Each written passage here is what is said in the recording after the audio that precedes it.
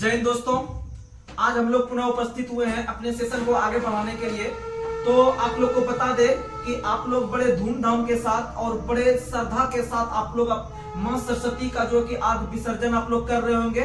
तो यह अपने सरस्वती मां से यह वंदना कीजिएगा कि हमें उस रास्ते पर लेकर चले। कुछ मतलब इस साल 2024 को एक ऐसे वर्ष के रूप में जो है कि उनसे आप ये क्या कहते हैं, उनसे आप आशा रखिए या फिर उनसे आप वंदना कीजिए कि हमें जो है कि आप एक अच्छा जगह पे जाके आप हमें प्रतिस्थापित कीजिए और जो है कि मुझे वह ताकत दीजिए जिससे कि हर एक वर्ष एक कुछ नया अपने समाज के लिए कर सके। और इस तरह करके जो है कि एक नए मतलब बहुत बड़े स्तर पर जो है कि जितना भी पूजा मतलब पाठ होता है या सरस्वती माँ का जैसे कि हर एक वर्ष हम लोग मनाते हैं बड़े हर्षोल्लास के साथ, तो उसे जो है कि मनाने का हमें और जो है कि जिज्ञासा प्राप्त हो कि जो है कि हमें और बड़े स्तर पर यह करने का जो खुशी मिले और समाज में जितने भी आने वाले छोटे बाल बच्चे हैं उसके लिए एक रोल मॉडल के रूप में जो है कि हम लोग आगे करें काम, जिससे कि वो भी हम जिस पद पर हम हैं तो उस पद पर से आगे जाने का वो प्रयास करे और अपने समाज का नाम रोशन करने का प्रयास करे।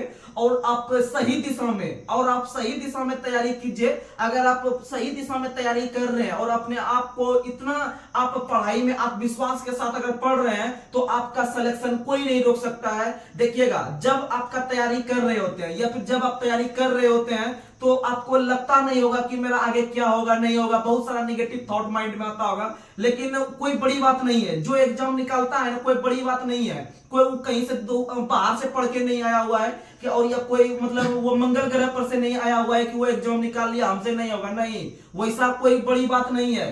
जो देखिएगा थोड़ा सा के लिए अगर सिलेक्शन हो गया, मान लीजिए एक क्वेश्चन किसी का साथ दे दिया या फिर अटेकरी में एक क्वेश्चन किसी का सही हो गया या अंदाज से सही हो गया और वही क्वेश्चन एक अच्छा ऐसा स्टूडेंट का सही नहीं हुआ तो वो सिलेक्शन से बाहर हो जाता है। तो इसका मतलब कि वो ऐसा नहीं है कि वो सिलेक्शन से बाहर होने लायक लड़का था, ऐसा नहीं है। बस थोड़ा उस दिन उसका दिन सही था, इसका दिन सही नहीं था, बस यही समझिए। टैलेंट में कोई कमी नहीं रहता है किसी के बीच में। इसीलिए आप लोग समझिए कि आप भी तैयारी कीजिए। साल 2 साल में आप लोग अपने मेरिट से जॉब लीजिए और मेरिट से जब जॉब लीजिएगा तो आपको सब दिन, जब तक आपका जिंदगी रहेगा और जब तक आपका परिवार आपके साथ रहेगा या फिर उस तरह से आप एक माहौल बना के रखिएगा कि हम जो लिए हैं जॉब या सरकारी नौकरी लिए अपने दम पर लिए हैं, अपने कलम के ताकत से लिए और मेहनत से लिए हैं। ऐसा नहीं कि बहुत सब आदमी होता है कि बहुत सब सेटिंग करा के ले लेता है या जैसे भी होता है, लेकिन उसका आगे आने वाला परिवार जो है कि उसी माइंड सेट में रहता है कि जब पिताजी हमारे लिए हैं सेटिंग करा के या फिर जैसे भी लिए हैं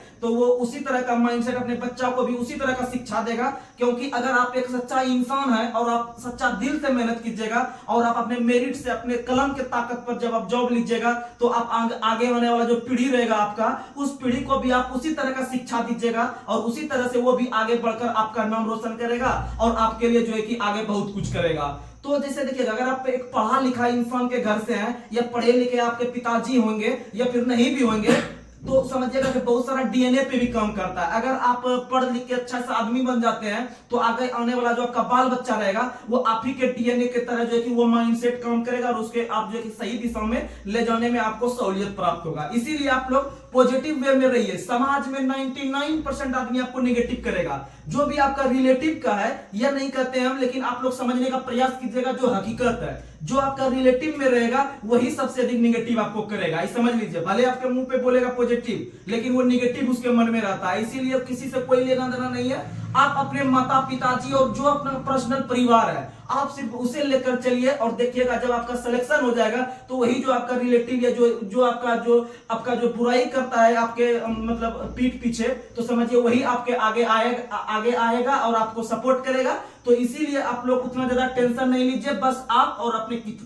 अपने किताब से मतलब रखिए और अपने कलम से मतलब रखिए और जो भी आप टारगेट किए हुए हैं, चाहे आप एलपी में जाने का सोच रहे हैं या बिहार एसएससी में जाने का सोच रहे हैं या अग्निवीर में जाने का सोच रहे हैं या एसएससी जीडी में जाने का सोच रहे हैं या बिहार दरोगा में जाने का सोच रहे हैं, तो बस आप उसका एक प्रैक्टिस सेट रखिए अपने रूम में और डेली एक प्रैक्टिस सेट लगाइए। जिस चीज का आप तैयारी कर रहे हैं उसका मतलब है कि आप एक डेली प्रैक्टिस सेट देखिए, इधर से उधर पलट के क्वेश्चन कि कौन सा क्वेश्चन पूछ रहा है नहीं पूछ रहा है। आप कम से कम 100 क्वेश्चन देखिए प्रीवियस का, तब आपका उससे क्या होगा कि माइंड जो है कि थोड़ा सा ज्यादा वो शार्प होगा, क्लियर होगा माइंड, और जो है कि आपको जो अटैक करने का जो संभावना रहेगा अगला एग्जाम में बहुत ज्यादा प्रबल संभावना रहेगा, और आप इसी में आप अपना एग्जाम क्वालिफाई कर जाइएगा। कोई बड़ा चीज नहीं है एग्जाम निकालना, बस अपने पढ़ाई के प्रति थोड़ा सा सेंसिटिव रहिए, आपका सिलेक्शन हो जाएगा। यही हम अब जो है कि दुआ करते हैं सरस्वती माँ से, हे सरस्वती माँ आप जो है कि इस साल जा रहे हैं हम लोग पे ध्यान देके, और अगला बार जब आएंगे तो आप समझिए कि एक अच्छा ऐसा जॉब दे दीजिएगा। बस यही हम दुआ कर रहे हैं आपसे, जो कि हमें आगे एक समाज में एक अच्छा इंसान के रूप में आप हमें देखने का प्रयास कीजिएगा, और जरूर ही हम खड़े उतरेंगे आपके जो है कि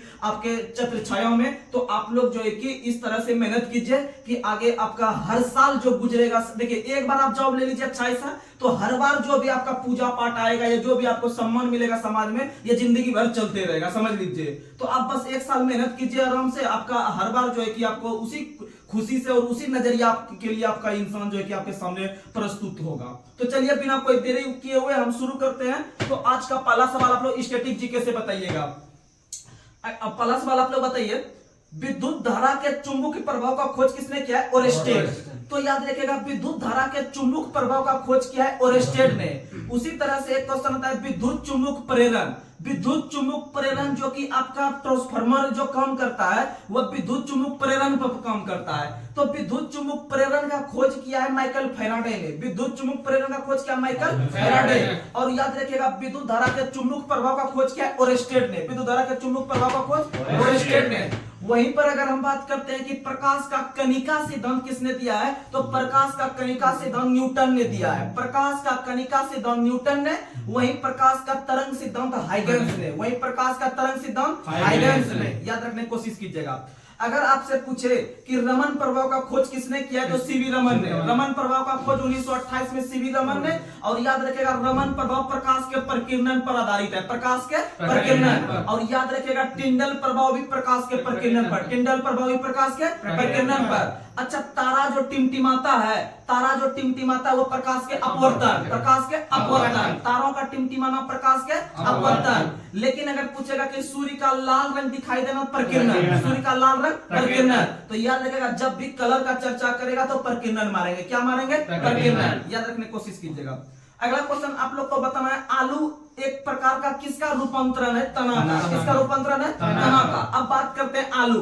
तो याद रखिएगा कि आलू जो होता है, आलू जो होता है वह सोलेनेसी कुल का पौधा होता है। किस कुल का पौधा होता है? सोलेनेसी। सोलेनेसी कुल का पौधा होता है आलू। और याद रखिएगा भारत में जो आलू अनुसंधान केंद्र है वो शिमला में है। किस शहर में? शिमला में। और वही शिमला जो कि आपका हिमाचल प्रदेश में स्थित है। कहाँ स्थित है? हिमाचल प्रदेश। और याद रखिएगा शिमला में ही आपका जो कि आपका निर्धारण किया गया था आपका एक रेखा का, जिसको कि हम लोग कल देखे थे। तो भारत और जो पाकिस्तान के बीच जो एक रेखा है, कौन सा रेखा है? भारत और पाकिस्तान के बीच जो रेखा है वह 24वीं समानांतर रेखा। वहीं भारत और पाकिस्तान के बीच जो है एक और समानांतर रेखा है जिसका नाम है रेड क्लिफ रेखा। कौन सा रेखा? रेड क्लिफ रेखा। लेकिन जब हम पाकिस्तान और अफगानिस्तान के बीच का बात करते हैं, पाकिस्तान और अफगानिस्तान के बीच का बात करते हैं, तो वह रेखा है डुरंड रेखा। कौन सा रेखा? डुरंड रेखा। तो याद रखिएगा डुरंड रेखा का ही निर्धारण शिमला में किया गया था। कौन किया गया था? शिमला में। डुरंड रेखा के निर्धारण जो कि पहले भारत और अफगानिस्तान के बीच था, पहले भारत और अफगानिस्तान के बीच था। लेकिन भारत से जब अलग हुआ पाकिस्तान, तो वह पाकिस्तान अफगानिस्तान के बीच चला गया। पाकिस्तान अफगानिस्तान के बीच डुरंड रेखा, पाकिस्तान अफगानिस्तान के बीच डुरंड रेखा, मैकमोहन रेखा भारत चीन, मैकमोहन रेखा भारत चीन। उसी तरह से याद रखिएगा 24वीं समानांतर रेखा भारत पाकिस्तान, भारत पाकिस्तान। उसी तरह से याद रखिएगा आपका यूएसए और कनाडा के बीच है 49 पैरेलल लाइन आपका यूएसए और कनाडा के बीच, यूएसए और कनाडा। उसी तरह से 38 पैरेलल लाइन 38वीं समानांतर रेखा उत्तरी कोरिया और दक्षिणी कोरिया। तो याद रखिएगा 38 पैरेलल लाइन उत्तरी कोरिया और दक्षिणी कोरिया। और एक और याद रखिएगा 17वीं अक्षांश रेखा, 17वीं अक्षांश रेखा उत्तरी वियतनाम दक्षिणी वियतनाम, उत्तरी वियतनाम दक्षिणी। और याद रखिएगा वियतनाम की राजधानी हनोई, वियतनाम की राजधानी हनोई। और वही वियतनाम जो कि हाल ही में चर्चा में है। अब इसको करंट से रिलेट करते हैं वियतनाम को। क्योंकि हाल ही में भारत सरकार के द्वारा एक उसे आईएनएस कृपाण सौंपा गया है। आईएनएस कृपाण बहुत मस्त क्वेश्चन है। क्वेश्चन पूछेगा कि भारत ने हाल ही में किस देश को आईएनएस कृपाण हथियार सौंपा है? वियतनाम को। किसको सौंपा है? वियतनाम। और याद रखिएगा वियतनाम की राजधानी जो है वह हनोई है। हनोई वियतनाम की राजधानी हनोई। याद रखिएगा बहुत मस्त क्वेश्चन है। आईएनएस कृपाण वियतनाम। अगला क्वेश्चन आप लोग को बताना है, रोजगार समाचार का प्रकाशन कौन सी मंत्रालय करती है? सूचना प्रकाशन मंत्रालय। कौन सा मंत्रालय? सूचना प्रकाशन मंत्रालय। तो आप लोग को बता दे जैसे कि कोई नया वैकेंसी वगैरह निकलता है जो कि रोजगार का अवसर सृजन होता है, तो रोजगार का जब अवसर सृजन होता है तो आम आदमी को उसका सूचना मिलना चाहिए। क्या मिलना चाहिए? सूचना। यानी कि रोजगार जो अवसर पैदा करती है वो सूचना मंत्रालय। कौन मंत्रालय? सूचना मंत्रालय। याद रखिएगा। उसी तरह से एक और चीज है जैसे कि आपका फिल्म वगैरह में जो पुरस्कार प्रदान किया जाता है वह जो करता है वो करता है मानव संसाधन मंत्रालय। कौन करता है? मानव संसाधन मंत्रालय। ये याद रखिएगा। अगला क्वेश्चन। अच्छा, वर्तमान में गृह मंत्री कौन है? अमित शाह। गृह मंत्री कौन है? सहकारिता मंत्री भी कौन है? अमित शाह। सहकारिता मंत्री भी अमित शाह। और याद रखेगा अमित शाह का लोकसभा क्षेत्र गांधीनगर है। कौन है? गांधीनगर, जो कि गुजरात की राजधानी है। याद रखेगा। अच्छा, भारत के अंदर में सबसे लंबी तटरेखा वाला राज्य कौन सा है? गुजरात। सबसे छोटी गोवा। सबसे छोटी गोवा। अब भारत के अंदर में दूसरा सबसे लंबा समुद्री तट आंध्र प्रदेश का है। किसका है? आंध्र प्रदेश का। और वही आंध्र प्रदेश जो कि भारत के दक्षिण क्षेत्र में स्थित है, या दक्षिण भारत में स्थित है, या प्रायद्वीप भारत में स्थित है। किसमें स्थित है? प्रायद्वीप भारत। तो याद रखिएगा प्रायद्वीप भारत में सबसे लंबी तटरेखा वाला राज्य कौन सा है? आंध्र प्रदेश। और ओवरऑल इंडिया में दूसरा स्थान पे भी किसका आता है? आंध्र प्रदेश। और पहला गुजरात। अंतिम में गोवा। याद रखिएगा। और गोवा के अंदर में एक जलप्रपात बहुत फेमस है, बार बार एग्जाम में पूछता है, जिसका जो नाम है वह है आपका दूध सागर जलप्रपात। कौन सा जलप्रपात? दूध सागर जलप्रपात जो है वह गोवा में मांडवी नदी पे है। गोवा में मांडवी नदी। और वही दूध सागर जलप्रपात का जो आप लोग को एक फिल्म देखते होंगे चेन्नई एक्सप्रेस में जो एक झरना का चित्र दिखाया गया वही दूध सागर जलप्रपात को ही झरना के रूप में जानते हैं। तो याद रखिएगा दूध सागर जलप्रपात कहां में है? गोवा में। उसी प्रकार से कृष्णा नदी है। कृष्णा नदी का सहायक नदी दूध करके भी एक नदी आता है, वो भी कृष्णा सहायक नदी है। क्योंकि कृष्ण भगवान जो थे वह आपका दूध पीते थे। क्या पीते थे? दूध पीते थे। क्या पीते थे? दूध पीते थे। और दूध पीकर वो घाट पर जाते थे। कहां पर जाते थे? घाट पर। पता होगा वहां से कपड़ा वगैरह लेके भाग जाते थे। तो याद रखिएगा कि दो नदी कम से कम, एक दूध गंगा और एक आपका घाट प्रवाह, एक दूध गंगा और दूसरा घाट प्रवाह। तो याद रखिएगा दूध गंगा, पंच गंगा, माल प्रवाह, घाट प्रवाह। माल प्रवाह, घाट प्रवाह, दूध गंगा, पंच गंगा। ये सब किसका है? कृष्णा। किसका है? कृष्णा। और कृष्णा नदी का उद्गम स्थल महाराष्ट्र में है। कृष्णा नदी का उद्गम स्थल महाराष्ट्र के मौ से महाबलेश्वर। तो याद रखिएगा महाराष्ट्र के महाबलेश्वर पहाड़ी से ही आपका कृष्णा नदी निकलती है। और कृष्णा नदी जब वहां से बहती हुई ये बंगाल के खाड़ी में अपना जल गिराती है। और उसी क्रम में कृष्णा नदी पर एक परियोजना बहुत फेमस है जिसका नाम है आपका नागार्जुन सागर परियोजना। नागार्जुन सागर परियोजना आंध्र प्रदेश में कृष्णा नदी पर है। याद रखिएगा। और कृष्णा नदी पर एक और बांध है जिसका नाम क्या है? जो कि आपका अलमाटी बांध है। कौन सा बांध है? अलमाटी बांध कृष्णा नदी पर कर्नाटक में है। कृष्णा नदी पर कहां है? कर्नाटक में। तो कृष्णा नदी पर दो बांध याद रखिएगा।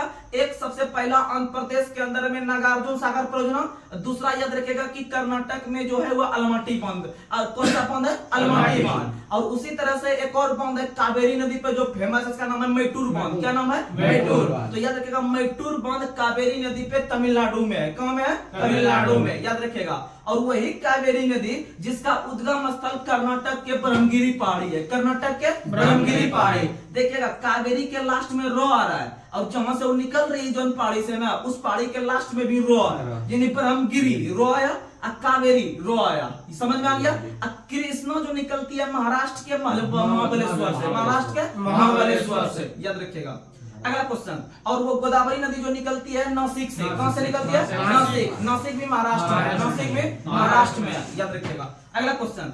अगला क्वेश्चन आप लोग को बताना है, ब्लड ग्रुप का खोज किसने किया है? Karl Landsteiner. ब्लड ग्रुप का खोज किसने किया है? लैंडस्टीनर। ब्लड ग्रुप यानी रक्त समूह, रक्त समूह का खोज किया है कार्ल लैंडस्टीनर ने। और याद रखिएगा कि ब्लड ग्रुप का खोज किया लैंडस्टीनर, लेकिन आपसे पूछे कि रक्त परिसंचरण का खोज किसने किया है? तो रक्त परिवहन का खोज किया है विलियम हार्वे। रक्त परिवहन का खोज किसने किया है? William Harvey. लेकिन याद रखिएगा कि आरएच फैक्टर जो होता है, आरएच फैक्टर जो होता है, इसका खोज रिसस नाम के बंदर में लैंडस्टीनर एवं विनर ने किया था। लैंडस्टीनर एवं विनर। तो ये क्वेश्चन पूछा गया है एग्जाम में कि आरएच फैक्टर का संबंध किससे है? तो रक्त से। किससे है? रक्त से, यानी ब्लड से है, यानी रक्तदान से। किससे? रक्तदान से। और याद रखिएगा ब्लड ग्रुप की संख्या 8 है। ब्लड ग्रुप की संख्या 8 है। 4 को लेना है पॉजिटिव में, 4 को लेना है नेगेटिव में। तो पहला उसमें से याद रखिएगा ए, अब फिर याद रखिएगा आपका ए बी। ए से हो गया ए, अब फिर ए बी, फिर याद रखिएगा आपका ओ। क्या याद रखिएगा? ओ। अब फिर याद रखिएगा आपका क्या?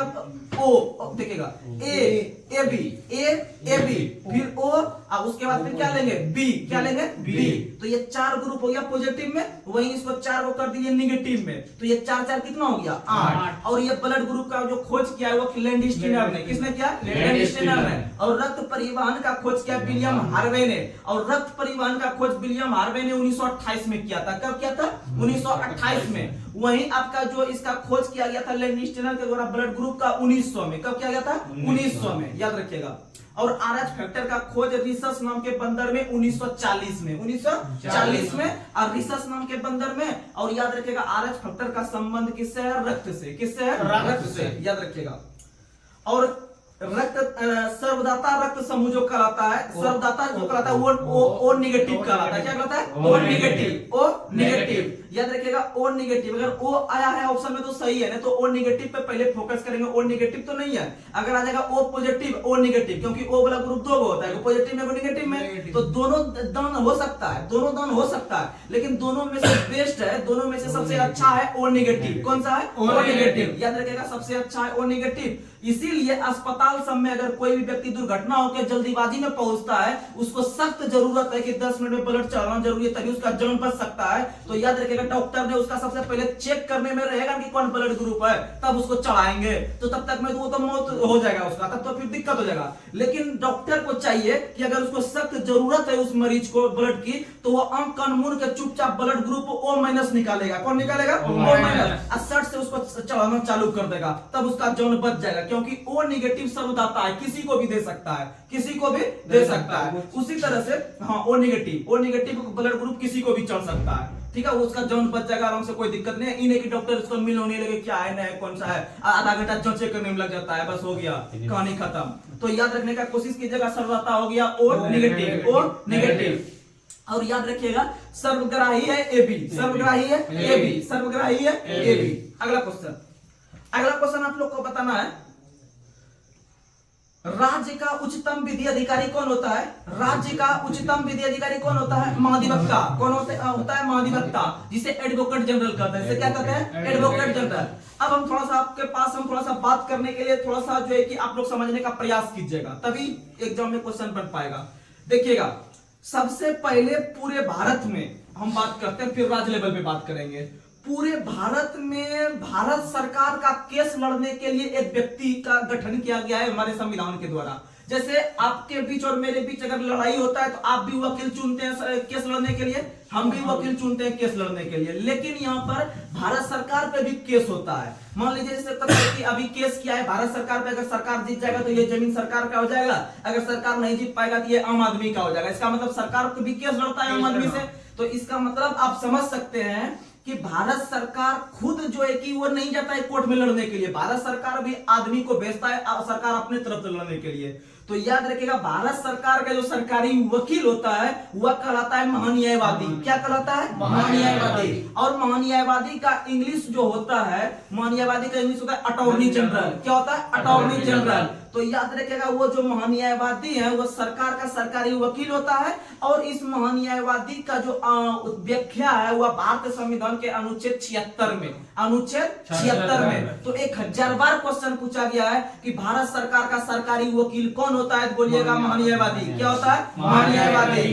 तो याद रखना है महान्यायवादी, जिसका उल्लेख अनुच्छेद 76 में, अनुच्छेद 76। याद रखिएगा इसी व्यक्ति को या इसी महान्यायवादी को एक ऐसा पद का अधिकार दिया गया है जो कि भारत के अंदर में किसी भी कोर्ट में जाके बैठ सकते हैं। क्या कर सकते हैं? बैठ सकते हैं, कार्रवाई में भाग ले सकते हैं और संसद के भी किसी भी सदन में जाके बैठ सकते हैं, चाहे तो लोकसभा में चाहे तो राज्यसभा में। एकमात्र ऐसा व्यक्ति है जो कि जाके बैठ सकता है, उसको कोई रोक छेक नहीं है। तो याद रखिएगा इसको जो ऐसा अधिकार प्रदान किया गया है ना, वह अनुच्छेद 88 के तहत। किसके तहत? अनुच्छेद 88 के तहत। तो दो क्वेश्चन, भारत के अंदर में महान्यायवादी पद की व्यवस्था 76, महान्यायवादी पद की व्यवस्था 76, लेकिन भारत के किसी भी कोर्ट में या संसद के किसी भी सदन में जाके बैठ सकती है, बोल सकती है, विचार विमर्श कर सकती है, लेकिन मत नहीं दे सकती है। कौन अनुच्छेद? 88। कौन अनुच्छेद? 88। और याद रखिएगा भारत के जो पहले महान्यायवादी बने थे वह बने थे सीतलवाड़, एमसी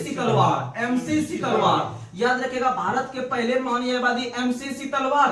वहीं वर्तमान समय में जो भारत के महान्यायवादी हैं वह कौन है? भारत के वर्तमान में महान्यायवादी आर वेंकट रमनी है।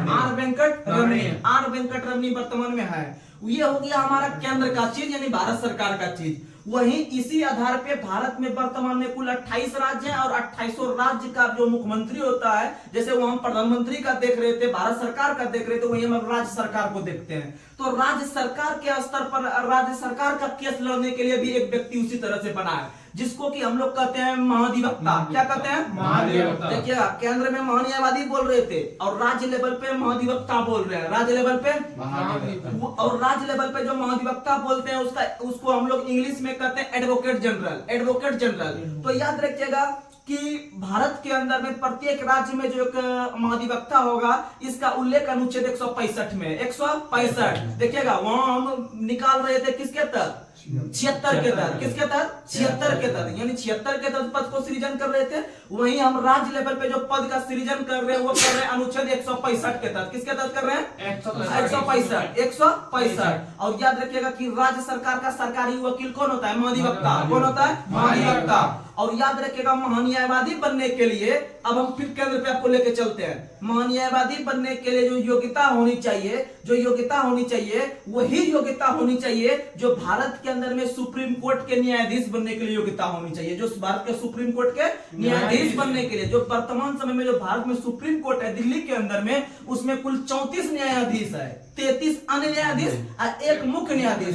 जो मुख्य के बराबर नहीं होना चाहिए उसका योग्यता, उसका अन्य के बराबर, 33 के बराबर। किसके बराबर? 33 के बराबर। तो उसी तरह से योग्यता हम समझ ले किसके बराबर होना चाहिए। क्वेश्चन पूछा गया है कि निम्न में से महान्यायवादी बनने के लिए जो योग्यता होनी चाहिए वो किसके समान होनी चाहिए। तो ऑप्शन में दे देगा लोकसभा सदस्य के रूप में होना चाहिए, राज्यसभा सदस्य के रूप में होना चाहिए, आपका सुप्रीम कोर्ट के जो मुख्य न्यायाधीश है उसके बराबर होना चाहिए, या सुप्रीम कोर्ट के अन्य न्यायाधीश के बराबर। क्या मानेगा? सुप्रीम कोर्ट के अन्य, वही 33 गो के बराबर होना चाहिए। मुख्य थोड़ा सा हाई क्वालिटी हो गया तो उसके बराबर नहीं चाहिए, अन्य के बराबर चाहिए, 33 गो के बराबर चाहिए। तो याद रखिएगा उसी तरह से अगर हम देखिएगा सेम वही दिमाग अब यहाँ लाएंगे। अब हम राज्य लेवल पे आपको जो महाधिवक्ता दिखाए थे भारत राज्य सरकार का केस लड़ने के लिए, उसको जो योग्यता होना चाहिए वह योग्यता होना चाहिए आपका जो प्रत्येक राज्य में जो लगभग है हाईकोर्ट के जो न्यायाधीश है, मुख्य नहीं लेंगे, यहाँ अन्य वाला लेंगे, क्योंकि वहां के लेवल देखे थे, हम यहाँ लेवल देखेंगे।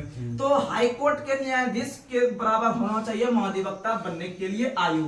और याद रखिएगा कि भारत के अंदर में जो महान्यायवादी बनते हैं या उसका जो नियुक्ति करते हैं वो राष्ट्रपति करते हैं। कौन करते हैं? राष्ट्रपति। और महान्यायवादी का कोई कार्यकाल नहीं होता है, महान्यायवादी का कोई कार्यकाल नहीं। और याद रखिएगा महान्यायवादी जो राष्ट्रपति के अनुकूल चलते हैं, इसीलिए राष्ट्रपति का जब मन करे महान्यायवादी को हटा सकते हैं या उसका कार्यकाल बढ़ा सकते हैं, अर्थात वह राष्ट्रपति के समक्ष प्रसाद पर्यंत पद धारण करते हैं। प्रसाद पर्यंत पद यानी जब चाहे उसे प्रसाद के रूप में खा सकते हैं, ये आपको जो है कि रख सकते हैं, वह राष्ट्रपति के मन पर या विवेक पर निर्भर है। याद रखिएगा। और वर्तमान में आर वेंकट रमनी है, और आर वेंकट रमनी जो स्थान लिए हैं वह के वेणुगोपाल का स्थान लिए हैं। याद रखने का कोशिश कीजिएगा। चलिए अब अगला क्वेश्चन आप लोग को बताना है कि कपास की खेती के लिए कौन सी मिट्टी उपयुक्त है? काली मिट्टी। तो याद रखिएगा कि भारत के अंदर में जो काली मिट्टी का जो सबसे अधिक विस्तार है वो गुजरात महाराष्ट्र इलाका में है।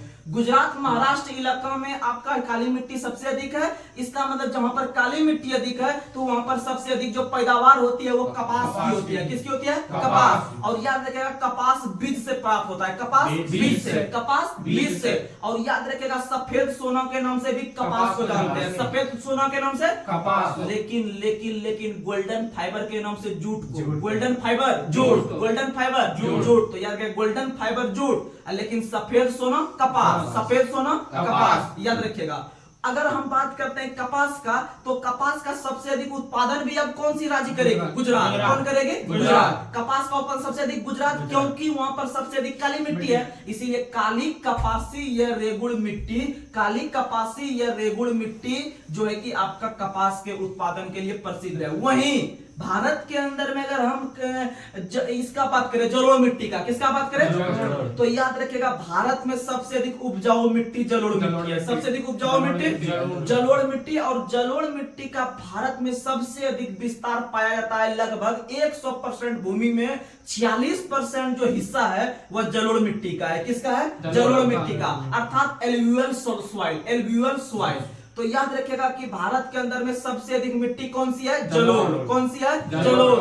और याद रखिएगा कि गंगा का जो दियारा क्षेत्र है आपका, जहां गंगा नदी बहती है, वो जो हर एक साल गंगा नदी अपने द्वारा जो निक्षेप के द्वारा जो लाई गई जो नई नई मिट्टी होती है वही जलोढ़ मिट्टी कहलाती है, वही जलोढ़ मिट्टी। जैसे देखते होंगे गंगा किनारे में अपना बिहार यूपी सबका जो इलाका है गंगा के किनारे, वहां पर ऐसे जाके फसल खाली बो दीजिए, चाहे मक्का यानी कुछ भी बो दीजिए, मक्का धान गेहूं जो बो दीजिए, तो वहां पर आपको कोई खाद पानी का जरूरत नहीं होता है। सिर्फ आप बो दीजिए, जाके काट लीजिए, आपका एकदम पूरा फसल जो है एकदम पूरा पैदावार है। इसका मतलब सबसे अधिक जो उपजाऊ मिट्टी है कौन सी मिट्टी?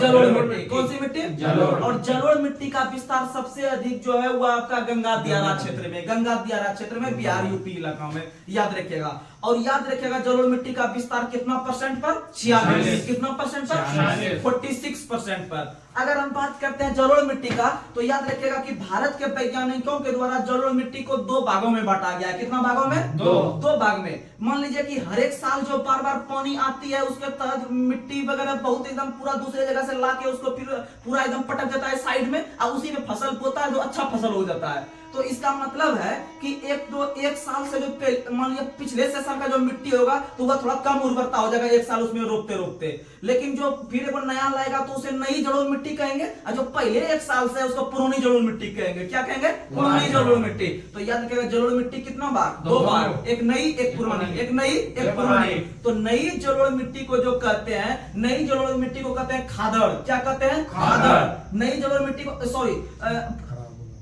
नई जलोढ़ मिट्टी बता रहे हैं। अरे याद रखिएगा ट्रिक आपको दे देते हैं, बुआ का प बाप याद रखिएगा, बाप बुआ का प बाप, यानी कि बो से हो जाएगा बंगर, बो से क्या होगा? बंगर, और उसके साथ प लगा हुआ है। क्या लगा है? प। यानी पुरानी जलोढ़ मिट्टी को कहेंगे क्या? बंगर। पुरानी जलोढ़ मिट्टी को क्या कहेंगे? बंगर। पुरानी जलोढ़ मिट्टी को क्या कहेंगे? बंगर। यानी बुआ का प बाप याद रखना है, बो से बंगर बना लेना है, बो से बंगर, अब प से पुरानी, प से पुरानी, बुआ का प बाप यानी बो से हो गया बंगर, प से पुरानी, प से पुरानी। यानी जब बंगर मेरा पुरानी मिट्टी ले लिया, एक खादड़ होता है, दूसरा कौन होता है? खादड़। तो इसका मतलब है कि जब पुरानी आपका ले लिया बंगर, तो आपका नई वाला कौन लेगा? खादड़। नई खादड़। तो 2-4 बार रिकॉल कीजिएगा, याद हो जाएगा। चलिए अगला क्वेश्चन।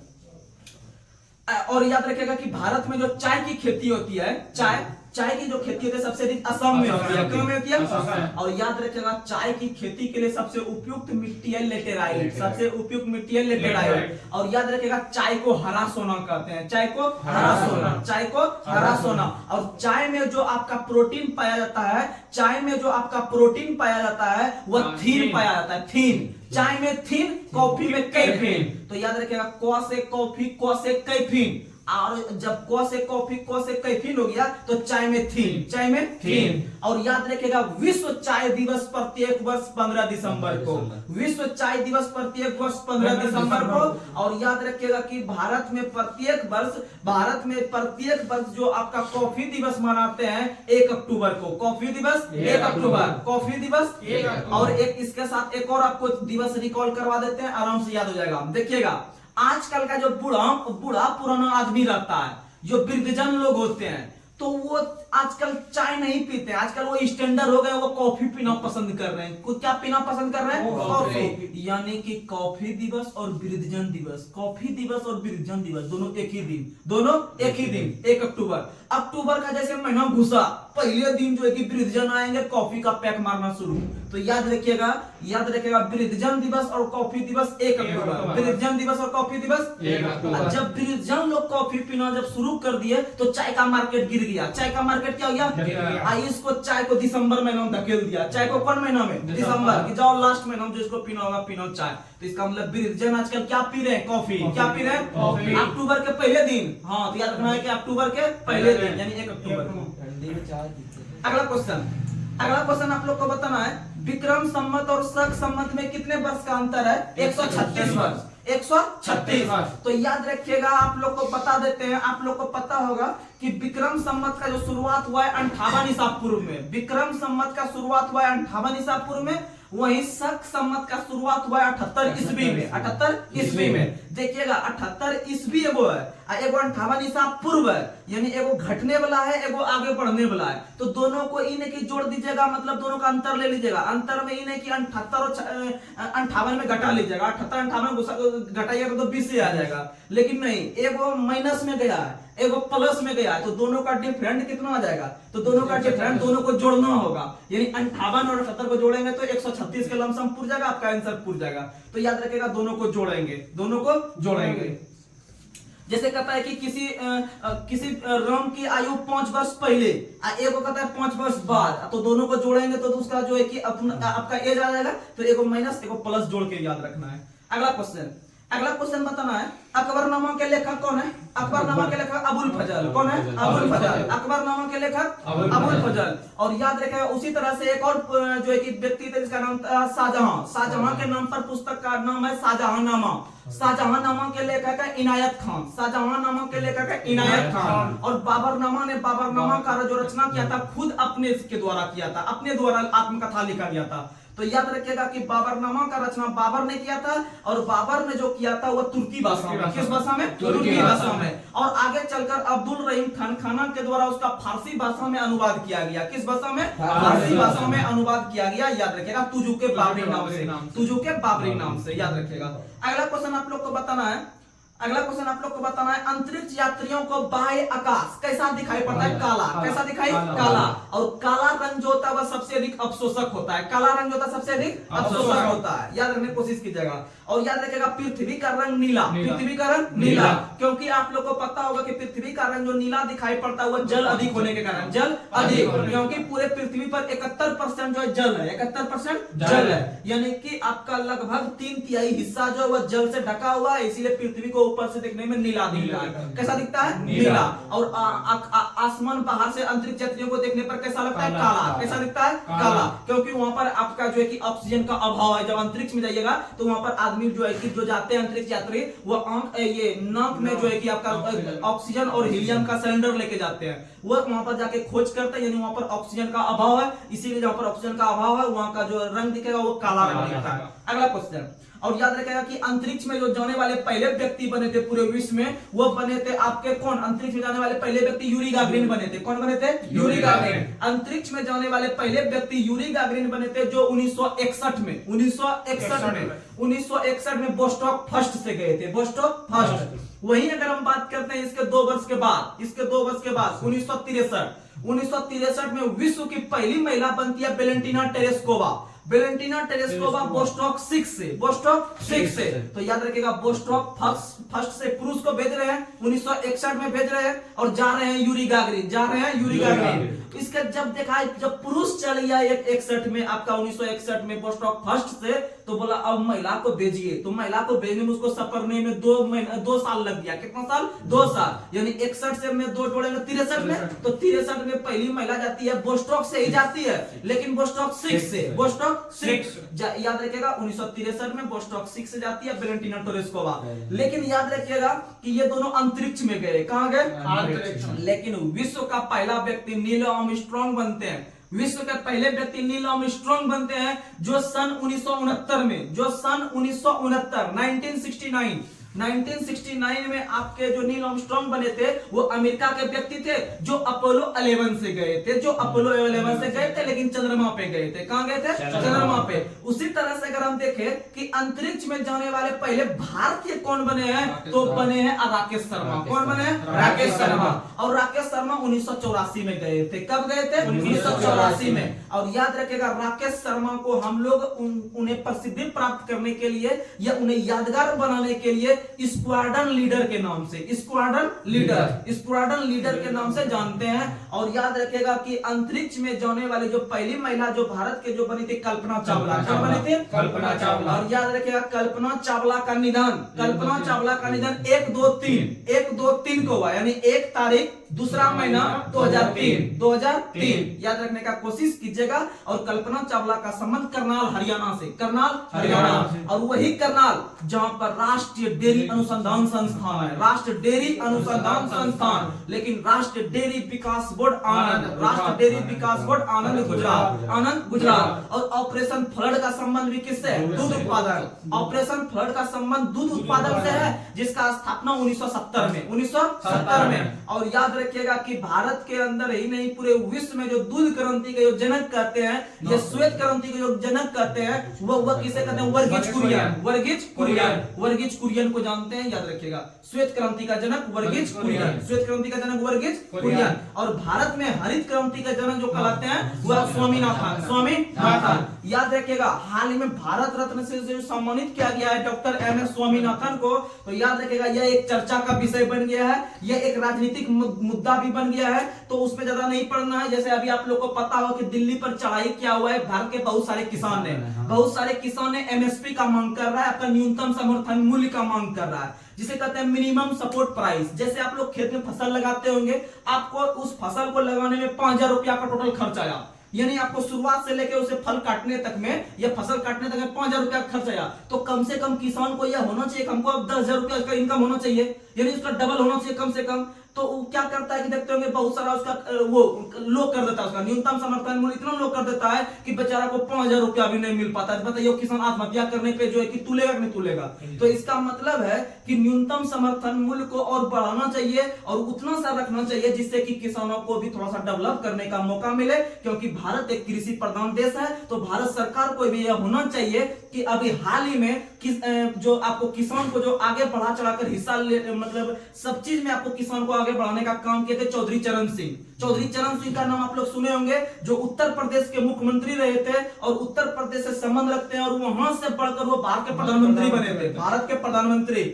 और याद रखिएगा कि भारत के प्रधानमंत्री बने थे चौधरी चरण सिंह, और उन्हें आप सम्मान स्वरूप जो दे रहे हैं वह भारत रत्न दे रहे हैं, लेकिन एक तरफ से किसान का आप जो है कि पल्ला काट रहे हैं। तो और उसी तरह से डॉक्टर एम एस स्वामीनाथन भी हरित क्रांति से जुड़े हुए हैं और वह भी भारत के अंदर किसानों को आगे बढ़ा चढ़ाकर या उसे उच्च किस्म का जो है कि आपको पैदावार वाला जो है कि आपका वर्मी कंपोस्ट हो या उसमें जो भी हो पैदावार की जो है कि 300% बढ़ा दिया। और जब बढ़ा के किसान का जब आप अभी बात कर रहे हैं तो यानी एक तरफ से आप एम एस स्वामीनाथन को जो है कि सम्मान स्वरूप दे रहे हैं और दूसरे तरफ से जो जिसको वो सपोर्ट कर रहे थे आप उसी का जो है कि पीछे कर रहे हैं। तो इसका मतलब कहीं ना कहीं सरकार को भी ध्यान देना चाहिए इस चीज पर। तो आप लोग जो है कि ये एमएसपी को लागू करवाइए या फिर जो भी कीजिए, क्योंकि भारत कृषि प्रधान देश है और भारत की लगभग 80% जनसंख्या गांवों में निवास करती है। और महात्मा गांधी भी कहा करते थे कि भारत की आत्मा जो निवास करती है वो कहां निवास करती है? गांव में। गांव में निवास करती है, गांव में। और इसीलिए जब यह विवाद का बात बन गया है कि एक तरफ आप एम एस स्वामीनाथन को जो है कि भारत रत्न से सम्मानित कर रहे हैं और किसान को जो है कि वहां पर आप गोली बारूद से जो है कि धुनवा रहे हैं, तो इसका मतलब कहीं ना कहीं वो जो है कि अगर जिंदा रहते तो जिंदे में तो उस पुरस्कार को एक्सेप्ट नहीं करते। और उनकी जो बेटी है, उनकी बेटी ने सीधा कह दिया है कि ये जो किसान है, ये किसान है, कोई आतंकवादी नहीं है, ये कोई आतंकवादी नहीं है। इसीलिए हो सकता है आगे 16 तारीख जो आने वाला कल उसके लिए सम्मान स्वरूप बैठक बुलाया गया है, सबको सम्मान करेगा। उसको जो है कि हो सकता है कुछ विवाद वाला बात बन जाए, तो आप लोग जो है कि इसमें नहीं पढ़ना है। तो याद रखिएगा एमएसपी का फुल फॉर्म होता है मिनिमम सपोर्ट प्राइस, यानी कम से कम उसको मिनिमम के तौर पर सपोर्ट कीजिए, बेचारा आगे जाएगा। ठीक, तो आप लोग जो है कि इस पर ध्यान कीजिएगा। चलिए अगला क्वेश्चन आप लोग को बताना है सबसे हल्की तरल धातु कौन सी है? मरकरी। सबसे हल्की तरल, तरल का मतलब होता है द्रव, तरल का मतलब द्रव, यानी सबसे हल्की तरल धातु जो है वह पारा है। वो क्या है? पारा। तो याद रखिएगा, आप लोग याद भी करते होंगे, पारा जो है वह धातु वह द्रव में रहता है। किस में रहता है? द्रव में। और याद रखिएगा कि पारा का एगो अयस्क है, उसका नाम पूछता है एग्जाम में। तो पारा का जो अयस्क है वह है सिनेवार। वह क्या है? सिनेवार। सिनेवार पारा का अयस्क है, सिनेवार पारा का अयस्क है, याद रखिएगा। और सिनेवार का जो सूत्र होता है वह होता है HGS। क्या होता है? HGS। HGS। चलिए अगला क्वेश्चन। अगला क्वेश्चन आप लोग को बताना है कि कौन सी तरंग निर्वात में यात्रा नहीं कर सकती है? ध्वनि तरंग। ध्वनि तरंग एक ऐसा तरंग है जो निर्वात में यात्रा नहीं कर सकती है, यानी ध्वनि तरंग को चलने के लिए आपको उसके लिए वायु चाहिए। क्या चाहिए? वायु, जो कि कहीं भी वायु निर्वात में नहीं है। निर्वात शून्य होता है। निर्वात क्या होता है? शून्य। निर्वात में सिर्फ प्रकाश चल सकती है, निर्वात में सिर्फ प्रकाश चल सकती है, ध्वनि वहां नहीं चल सकती है। यानी यहाँ हवा है तभी हम बोलते हैं तो आप सुन पाते हैं, और वहां पर अगर बोलिएगा तो नहीं सुन पाएगा आदमी। तो इसीलिए जो है कि वहां पर ध्वनि यात्रा नहीं कर सकती है आपका निर्वात में। और याद रखिएगा, निर्वात में प्रकाश की चाल जो होती है वो 3 लाख किलोमीटर पर सेकंड होती है। 3 लाख किलोमीटर पर सेकंड, यानी 3 गुना 10 का पावर 8, 3 गुना 10 का पावर 8। वहीं अगर हम जल में देखें तो जल में प्रकाश की चाल होती है 2.25 गुना 10 का पावर 8, 2.25 यानी 2.25 लाख, 2.25 लाख। याद रखिएगा। अगला क्वेश्चन, अगला क्वेश्चन आप लोग को बताना है, मैग्नेटाइट किसका अयस्क है? लोहा का। मैग्नेटाइट लोहा। हेमाटाइट लोहा। हेमाटाइट लोहा। लिमोनाइट भी किसका है? लोहा का। लिमोनाइट भी किस? लोहा का। याद रखिएगा। और लोहा जो होता है, लोहा से ही इस्पात बनता है, लोहा से ही इस्पात। और इस्पात जो बनाते हैं बेसेमर विधि के द्वारा, इस्पात को बेसेमर विधि, इस्पात को बेसेमर विधि। और याद रखिएगा कि जो इस्पात जो होता है वो अगर आप अस्थायी चुंबक बनाते हैं तो अस्थायी चुंबक जो बना होता है वह इस्पात का, अस्थायी चुंबक बना होता है इस्पात का, वहीं अस्थायी चुंबक बना होता है नर्म लोहा का। अस्थायी चुंबक बना होता है नर्म लोहा का। और याद रखिएगा, ट्रांसफार्मर का जो क्रोड बना होता है वह भी नर्म लोहा का, वह भी नर्म लोहा का। तो 2 क्वेश्चन बहुत फेमस है। अगर आपसे अस्थाई पूछे, परमानेंट पूछे, तो परमानेंट में कठोर वाला तत्व से बनाते हैं स्टील से। किससे बनाते हैं? स्टील से। स्टील यानी इस्पात, स्टील यानी इस्पात। और याद रखिएगा कि अगर हम अस्थाई पूछे तो वो नरम वाला का बना देंगे, नरम लोहा, यानी वो अस्थाई टेम्पोररी रूप से वो कैसे बना दिए, वो हो गया नरम लोहा का। क्या हो गया? नरम लोहा। और ट्रांसफार्मर का क्रोड भी किसका बना होता है? नरम लोहा। और ट्रांसफार्मर जो कार्य करता है वह कार्य करता है आपका किस पर करता है? चुंबक प्रेरण पर। किस पर? विद्युत चुंबक प्रेरण पर काम करता है। और ट्रांसफार्मर का खोजकर्ता पूछे या डायनेमो का खोजकर्ता पूछे तो दोनों का माइकल फैराडे। याद रखने की कोशिश कीजिएगा। अगला क्वेश्चन आप लोग को बताना है, नेल्सन मंडेला को भारत रत्न किस वर्ष दिया गया था? 1990 में। नेल्सन मंडेला वही नेल्सन मंडेला जो दक्षिण अफ्रीका के राष्ट्रपिता कहलाते हैं। दक्षिण अफ्रीका के राष्ट्रपिता। और दक्षिण अफ्रीका के राष्ट्रपिता जो कहलाते हैं वह पूरे विश्व में सबसे लंबा कैदी रहा था। विश्व का सबसे लंबा कैदी अगर देखें कुछ दिन पहले तक तो यह बने थे नेल्सन मंडेला। और नेल्सन मंडेला का संबंध जैसे भारत के अंदर में महात्मा गांधी बढ़ चढ़ कर हिस्सा लिए हैं, उसी तरह से दक्षिण अफ्रीका में जो आपका बढ़ चढ़ कर हिस्सा लिए थे वो नेल्सन मंडेला। इसीलिए दक्षिण अफ्रीका के राष्ट्रपिता के रूप में नेल्सन मंडेला को जानते हैं। किसको जानते हैं? Nelson Mandela. और नेल्सन मंडेला ने लगभग 26.5 वर्ष तक अपना जीवन जेल में बिताया। कहां बिताया? जेल में। और उसी तरह से महात्मा गांधी भी कुछ दिन तक जेल में बिताए या फिर कुछ बाहर निकलते रहे थे और घुसते रहे थे। तो याद रखिएगा, दक्षिण अफ्रीका के जो व्यक्ति थे नेल्सन मंडेला, वो 26 वर्ष तक जेल में जीवन बिताए हैं। और तो याद रखिएगा, दक्षिण अफ्रीका के राष्ट्रपिता के नाम से जानते हैं वह नेल्सन मंडेला को। और नेल्सन मंडेला को जो भारत रत्न दिया गया था 1990 में, और 90 में जो दिया गया था डॉक्टर भीमराव अंबेडकर के साथ। डॉक्टर भीमराव अंबेडकर के साथ। तो याद रखिएगा कि लॉन्ग वॉक टू फ्रीडम, अगर आपसे क्वेश्चन पूछे कि लॉन्ग वॉक टू फ्रीडम पुस्तक किसने लिखा है तो दलाई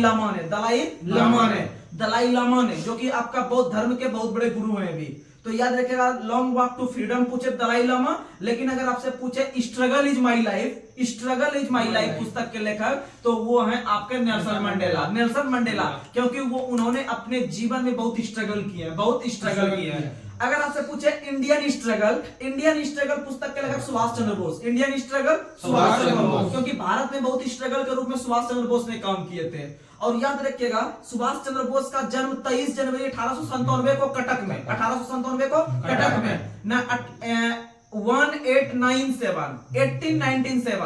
1897 में इनका जन्म कटक में 23 जनवरी को, इसीलिए 23 जनवरी को जो पूरे भारत में मनाया जाता है, हाल ही में घोषणा मोदी ने किया है, वो क्या है आपका कौन सा दिवस? पराक्रम दिवस। पराक्रम दिवस। कौन सा दिवस? पराक्रम दिवस। और याद रखिएगा आजाद हिंद सरकार का स्थापना इन्होंने 1943 में किया था। कब किया था? 1943 में, याद रखिएगा।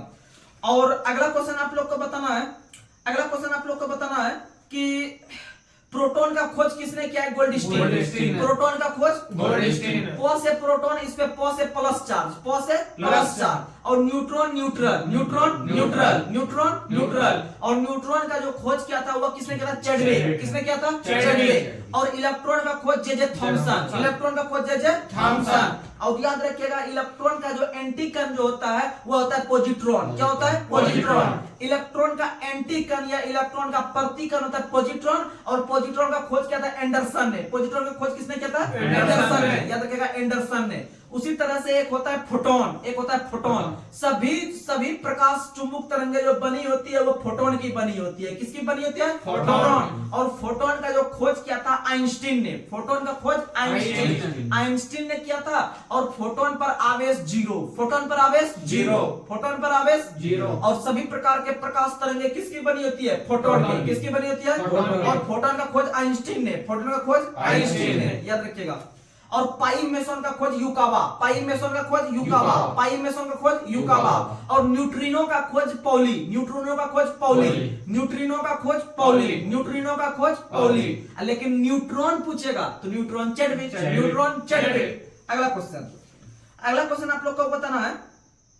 अगला क्वेश्चन आप लोग बताइए, प्रोटॉन का भार इलेक्ट्रॉन के भार का कितना गुना होता है? 1836 गुना। कितना गुना? 1836 गुना, या कहेंगे 1840 रहेगा तो आपका 40 भी मार सकते हैं। अगला क्वेश्चन आप लोग को बताना है, आधुनिक आवर्त सारणी का नियम किसने दिया है? मोसले। किसने दिया है? मोसले। अच्छा, मोसले का संबंध किस देश से है? मोसले का संबंध ब्रिटेन से। मोसले का संबंध ब्रिटेन से। इन्होंने आगे चलकर 1913 में आधुनिक आवर्त सारणी दिया। अगर आपसे पूछे आवर्त सारणी का खोज किसने किया है? आवर्त सारणी का खोज मेंडलीफ ने। किसने किया है? मेंडलीफ ने। मेंडलीफ ने 1869 में। मेंडलीफ ने 1869 में। याद रखिएगा। इसी में एक और आता है सिद्धांत, त्रिक नियम। त्रिक नियम दिया है डोब्रेनर ने। त्रिक नियम दिया है डोब्रेनर ने। त्रिक नियम दिया है डोब्रेनर ने। अष्टक नियम दिया है न्यूलैंड्स ने। अष्टक नियम दिया है न्यूलैंड्स ने। अष्टक नियम दिया है न्यूलैंड्स ने। और याद रखिएगा अपवर्जन का नियम पॉली ने। अपवर्जन का नियम पॉली ने। और याद रखिएगा अनिश्चितता का सिद्धांत हाइजेनबर्ग। अनिश्चितता का सिद्धांत हाइजेनबर्ग। अनिश्चितता का सिद्धांत हाइजेनबर्ग। वही जो इलेक्ट्रॉनिक विन्यास जो लिखते हैं वो अपवाऊ के नियम पर। किस पर लिखते हैं? अपवाऊ। 1s2 1s3 1p6 जो लिखते हैं, यानी कि वह आपका लिखते हैं किस पे? अपवाऊ के नियम। किस नियम पर? अपवाऊ के नियम। और अपवर्जन का नियम पॉली। अपवर्जन का नियम पॉली। गुणित अनुपात का नियम डाल्टन। गुणित अनुपात का नियम डाल्टन। गुणित अनुपात का नियम डाल्टन। स्थिर अनुपात का नियम जोसेफ प्राउस्ट। स्थिर अनुपात का नियम जोसेफ प्राउस्ट। याद रखने की कोशिश कीजिएगा। और याद रखिएगा कि बायोलॉजी में अगर पूछे आपको, बायोलॉजी में अगर पूछे आपको पृथक्करण का नियम किसने दिया है? तो मेंडल ने। पृथक्करण का नियम मेंडल ने। शुद्धता का नियम मेंडल ने। शुद्धता का नियम मेंडल ने। और गैम्बिट का नियम मेंडल ने। गैम्बिट का नियम भी मेंडल ने। स्वतंत्र अपरूहन का नियम भी मेंडल ने। स्वतंत्र अपरूहन का नियम भी मेंडल ने। तो ये सब चीज याद रखिएगा। अगला क्वेश्चन, अगला क्वेश्चन आप लोग को बताना है। और मेंडल ने मटर के पौधा पर खोज किया था। और पी यानी गार्डन पीपल। Garden people. और याद रखिएगा कि मेंडल का संबंध ऑस्ट्रिया से था। मेंडल का संबंध ऑस्ट्रिया। और ऑस्ट्रिया की राजधानी वियना। ऑस्ट्रिया की राजधानी वियना। और याद रखिएगा पूरे विश्व में संगीत के देश के नाम से ऑस्ट्रिया को जानते हैं। संगीत का देश ऑस्ट्रिया। और याद रखिएगा ऑस्ट्रिया की राजधानी वियना है। तो बता दे आपको विश्व के 4 शहर जिसका नाम बॉ से शुरू होता है। जिसका नाम बॉ से, यानी बेलग्रेड, वियना, बुडापेस्ट, बुखारेस्ट। फिर से एक बार, बेलग्रेड, वियना, बुखारेस्ट, बुडापेस्ट। ये जो 4 शहर हैं जिसका नाम बॉ से शुरू होता है, ये चारों के चारों डेन्यूब नदी। ये चारों के चारों डेन्यूब नदी। किस नदी के किनारे? डेन्यूब नदी के किनारे। याद रखिएगा। और हंगरी की राजधानी हो गया कहां? बुडापेस्ट। हंगरी की राजधानी बुडापेस्ट। और रोमानिया की राजधानी बुखारेस्ट। रोमानिया की राजधानी बुखारेस्ट। अगला क्वेश्चन, अगला क्वेश्चन, सबसे शुद्ध लोहा कौन सा होता है? पिटवा। सबसे शुद्ध लोहा पिटवा। और सबसे शुद्ध लोहा हो गया पिटवा। जैसे आपको हम बता देते हैं कि शुद्ध लोहा जो होता है सबसे अधिक पिटवा, इसमें कार्बन की मात्रा सबसे कम, इसमें कार्बन की मात्रा सबसे कम। जैसे याद रखिएगा, बच्चों में जो लड़का को पीट पीट के उसका गार्जियन या उसके माता पिताजी पढ़ाते हैं, तभी बच्चा शुद्ध हो पाता है, तभी बच्चा क्या होता है, शुद्ध। तब उसमें कार्बन की मात्रा कम पकड़ता है। यानी जब दिमाग नहीं कहता है कि जब लाइट वगैरह जब लगाते हैं तो वहां कार्बन पकड़ता है, तो बॉल जो है कि जलता है और बंद होता है। इसका मतलब है कि उसका उस समय दिमाग जो है कि कार्बन उसमें रहे नहीं करता है, इसलिए अच्छा काम करता है। कार्बन बताता है ना, दिमाग को स्लो और जो है कि पकड़ता है, कभी छोड़ता है। तो याद रखिएगा कि शुद्ध मैंने पीट पीट के आदमी को शुद्ध कर देते हैं, पीट पीट के शुद्ध। यानी सबसे शुद्ध पूछेगा पिटवा, सबसे शुद्ध पूछेगा तो पिटवा। काहे पीट पीट के किया है? क्योंकि इसमें पीट पीट के उसका सब कार्बन झाड़ दिए हैं, सब उसको पीट पीट के कार्बन क्या किए हैं, झाड़ दिए हैं। इसका मतलब सबसे कम कार्बन भी किसमें है, पिटवा में। सबसे कम कार्बन भी पिटवा में, और सबसे अधिक जो कार्बन होता है ढलुआ में, सबसे अधिक कार्बन ढलुआ में। यानी अधिक इसमें कार्बन रहेगा, वो माता पिता के प्रति ढल जाता है, तो उसको प्यार मिलने लगता है, तो वो पढ़ता लिखता नहीं है। तो याद रखिएगा, सबसे अधिक कार्बन ढलुआ में, सबसे कम कार्बन पिटवा में। काहे पिट में? क्योंकि उसको पीट पीट के शुद्ध कर दिए हैं। याद रखिएगा। अगला क्वेश्चन, अगला क्वेश्चन आप लोग बताइए, एक दो क्वेश्चन और, कि विद्युत एवं ऊष्मा का सबसे अच्छा सुचालक तत्व कौन है? चांदी। कौन सा है? चांदी। और चांदी का संकेत होता है एजी, एजी, एजी। और एयू सोना, एयू सोना। एजी अर्जेंटम, एजी अर्जेंटम, यानी चांदी का लेटिनम अर्जेंटम, चांदी का लेटिनम अर्जेंटम। और एयू ओरम, एयू ओरम, यानी सोना का लेटिनम ओरम, सोना का लेटिनम ओरम, सोना का लेटिनम ओरम। और याद रखिएगा, सोना का सबसे अधिक उत्पादन कर्नाटक करती है। कौन करती है? कर्नाटक। कर्नाटक का कोलार की खान, और कोलार की खान के अलावा हट्टी की खान, हट्टी की खान, ये दोनों कहां है? कर्नाटक में। और पूरे भारत का 98% का जो उत्पादन करती है सोना का, वह अकेले कर्नाटक, वह अकेले कर्नाटक। याद रखिएगा। अगला क्वेश्चन, अगला क्वेश्चन आप लोग को बताना है, बेवकूफों का सोना किसे कहता है? आयरन पैराइड्स। बेवकूफों का सोना, यह झूठा सोना, यह आपका फॉल्स जो कहलाता है आपका गोल्ड, वह कहलाता है आपका आयरन पैराइड्स, यानी FeS2, FeS2 यानी आयरन पैराइड्स, आयरन पैराइड्स बेवकूफों का सोना। अगला क्वेश्चन, अगला क्वेश्चन आप लोग को बताना, स्टेनलेस स्टील किसका किसका मिश्रण होता है? तो याद रखिएगा, स्टेनलेस स्टील लोहा निकेल क्रोमियम, लोहा निकेल क्रोमियम, यह होता है स्टेनलेस स्टील, स्टेनलेस स्टील। और याद रखिएगा, स्टेनलेस स्टील के आविष्कारक थे ब्रेयरली, स्टेनलेस स्टील के आविष्कारक थे ब्रेयरली। बहुत मजबूत होता है स्टेनलेस स्टील, याद रखिएगा। अगला क्वेश्चन आप लोग को बताना, सोल्डर किसका किसका मिश्रण होता है? तो याद रखिएगा, सोल्डर जो होता है सीसा टीन का, सीसा टीन, सोल्डर, सोल्डर जिसको टाका कहते हैं, सोल्डिंग जो होता है ना, सोल्डिंग, सोल्डिंग जो वगैरह करता है, मोबाइल वगैरह सोल्डिंग करते हैं, तो वो सोल्डिंग जो होता है वह आपका हो गया किसका? सीसा टीन का मिश्रण, सीसा टीन, सीसा टीन, वो सीसा टीन का मिश्रण होता है आपका टाका, उसी कहते हैं, उसी को सोल्डर भी कहते हैं, उसी क्या कहते हैं? सोल्डर। याद रखिएगा। चलिए आज का लास्ट सवाल आप लोग बताइए, आइसोप्रीन है एक क्या? प्राकृतिक बहुलक। आइसोप्रीन है एक क्या?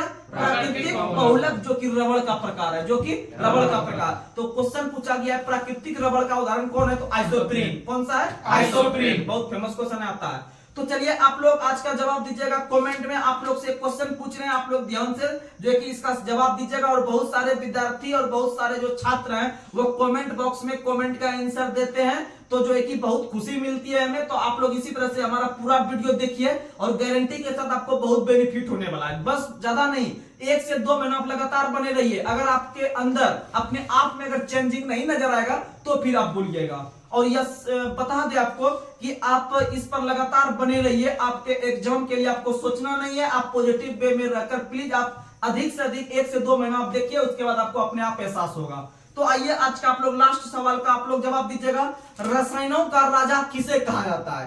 रसायनों का राजा किसे कहा जाता है? आप लोग इसका जवाब कमेंट बॉक्स में अच्छा से लिख के दीजिएगा। और जो है कि जो भी नए व्यक्ति हैं, जो भी नए व्यक्ति हैं जो इस ग्रुप में जुड़ना चाहते हैं, तो मेरे जो पर्सनल नंबर है उसको ये डिस्क्रिप्शन में हम दे दिए हैं। आप लोग उस डिस्क्रिप्शन से नंबर को निकाल के टेलीग्राम पर मैसेज कीजिएगा, या उस पे व्हाट्सएप भी कर सकते हैं, या मैसेज भी कर सकते हैं। तो आप लोग को जो है कि ग्रुप में जोड़ दिया जाएगा। सिर्फ आप उसके साथ जो है कि आप अपना नाम और किस डिस्ट्रिक्ट से हैं आप लोग इसमें जो है कि जरूर मेंशन कीजिएगा, जो कि हमें भी एहसास होगा कि कौन सा लड़का हमें कहां से जुड़ रहा है। तो आप लोग को बता दें कि मेरे पास बंगाल का भी लड़का जुड़ा हुआ है, और मेरे पास झारखंड का भी बहुत सारा है, उत्तर प्रदेश का तो बात ही मत कीजिए, बहुत ज्यादा है। उसके बाद फिर आपका मध्य प्रदेश से लड़का जुड़ा हुआ है, आपका जो है कि बिहार के हर एक डिस्ट्रिक्ट से बहुत सारा लड़का जुड़ा हुआ है। सिर्फ आप लोग इसी तरह से रेगुलर कीजिए और रेगुलर करते करते आपको रिजल्ट के रूप में तब्दील जो है कि एक दिन के लिए मिलेगा। और यह भरोसा दिलाएंगे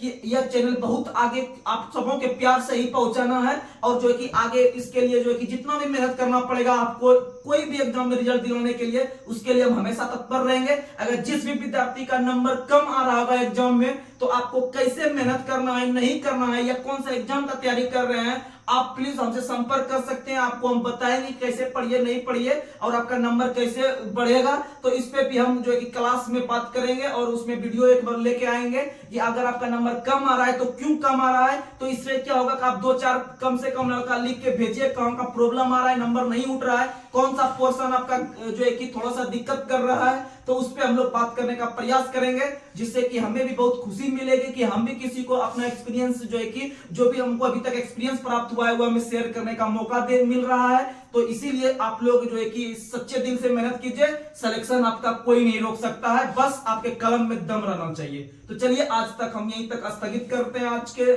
सेशन को। तो अगले दिन मिलते हैं, तब तक के लिए धन्यवाद।